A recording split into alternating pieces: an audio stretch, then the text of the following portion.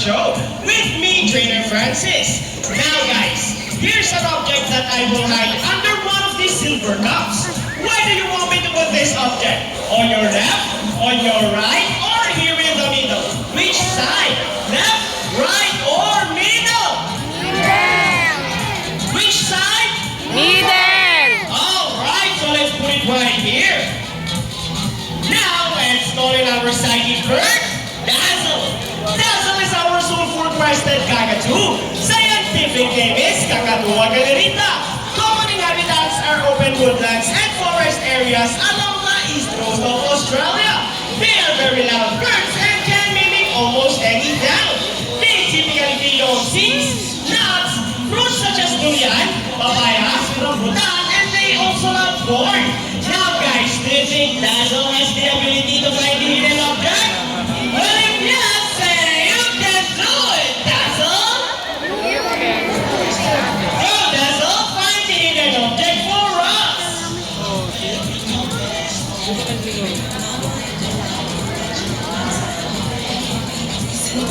Hey! Yeah!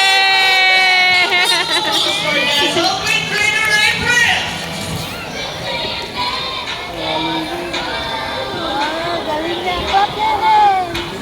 Now, our next featured birds are just like any married couple. Monogamous, meaning they will be partners for a lifetime.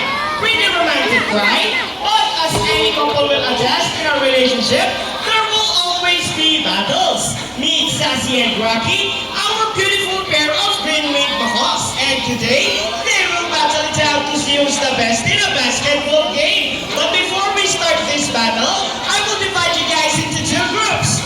Where's the girls? All the girls will cheer for Sassy. Come on, girls, let me hear cheer.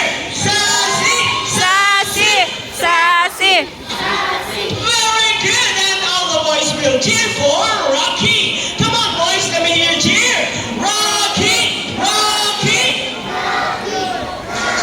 Very well. Songbirds ready. Trainers ready. Set, go!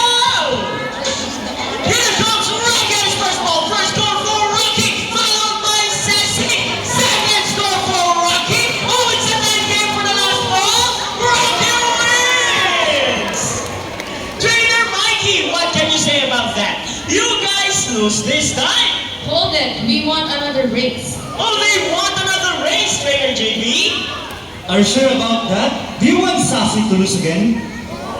Well, this time I guarantee you that Sassy will. The first bird who can drop 3 rings into the pole, the fastest is the winner. And that is a ring race.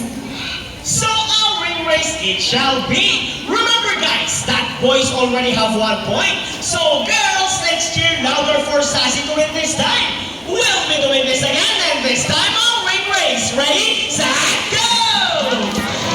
Here comes Rockers first straight. First go. What's happening?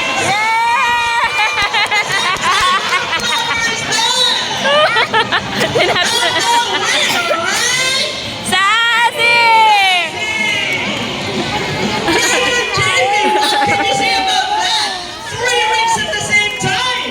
Hey, you guys cheated. Oh, he thinks you did that! No, we didn't cheat. Sassy used her brain. Oh, is it true that girls are more intelligent than boys? Yes! Of course!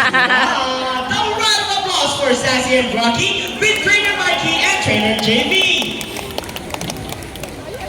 Our next highlight bird was rescued by DNR from Eros Hydroponics, also known as Rufus Hornbills. They are locally known as Palaw. These birds can be found in Basilan, Biliran, Samar, and Leyte. In the wild, Rufus Hornbills can do long-distance flight. In fact, they can travel from one continent to another. There you go! Amazing, right? A round of applause for our Philippine Hornbill. Gee! Now, guys. Galing who naman. knows? Wow! Rocky with a beautiful entrance! Trainer JB, is Rocky ready? Go, Rocky!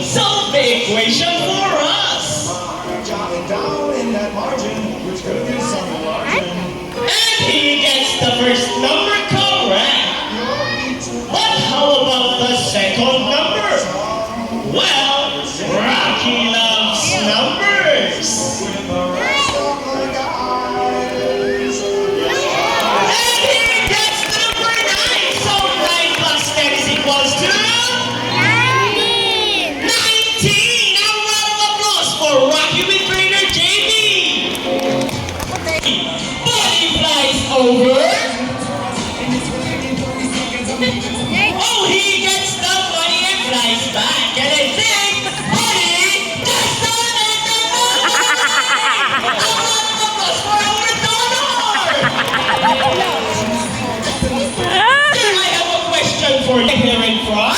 Look at your camera and offer your key. Zoe! Another word. How about on your hand? Just open your palm and look at the camera. Smile! And there is your money. A round of applause for our volunteer and buddy. Sante, our Philippine Eagle out. Here goes home.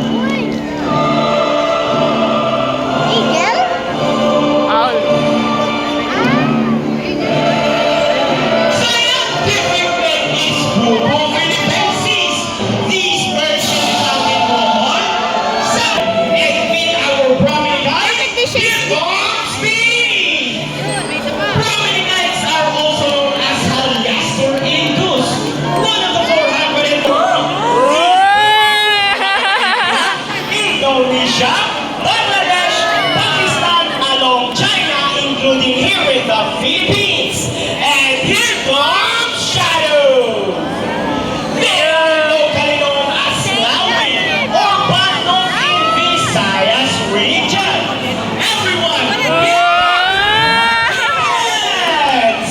Wow, so cute! And as you can see, we have our homing pigeons!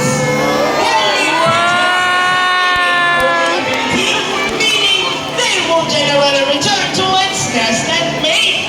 A round of applause for our raptors, our chickens, and our homing pigeons!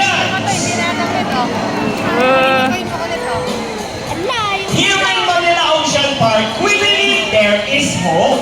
We only not try to take care of our friends in the sea, but also in land and air as well. Now guys, who knows the 3 R's? It's reduce, reuse, and recycle. Very good. So here comes our lovely bird once again, and he will show us the proper waste disposal. Go, buddy! Easy, right? So if the bird can do it, so can we. Do it. Ladies and gentlemen, we hope you all enjoyed our show. Are the birds spectacular? Well, in our own way, no matter how small the effort, let's take action in saving them from exploitation or even extinction. Please, let's all do our part in saving the world. Because remember, this is the only home we've got. Now, let me present to you the birds and the trainers who made this show possible. Trainer GB with Shadow. Trainer Mikey with Hope. Trainer April with Speed. Trainer Sean with Buddy. And once again, I am Trainer Francis. Thank you and goodbye.